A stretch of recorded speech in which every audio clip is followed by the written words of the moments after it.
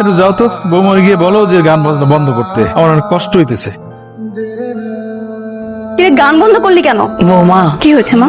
তোমার শ্বশুরের হার্টের সমস্যা, এত জোরে জোরে গান বাজনা চালাইতেছো, ওনার তো অনেক সমস্যা হইতেছে মা। গান বাজনা একটু বন্ধ রাখা যায়? 2-3 ঘন্টা কি কানে তুলা দিয়ে রাখা যায় না? বাসার মধ্যে তোমরা এগুলো কি শুরু করছো? এটা কি ক্লাব নাকি কোনো কনসার্টের জায়গা? সাগর, আস্তে কথা বলো। দেখতেই পাচ্ছ এখানে আমার ফ্রেন্ড সার্কেল রয়েছে। তাতে আমার কিছু আসে যায় না। মানে তুমি বাসার মধ্যে এরকম আমোদ ফুর্তি করতেছো, তোমার কি লজ্জা লাগে না? তো আমি কি করব?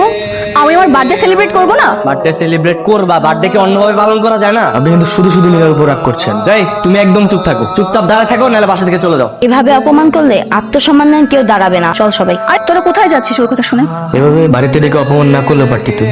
ওর সাথে কথা বলতেছিস কেন? আর নীলা, তুই আমাদের কল দিবি না।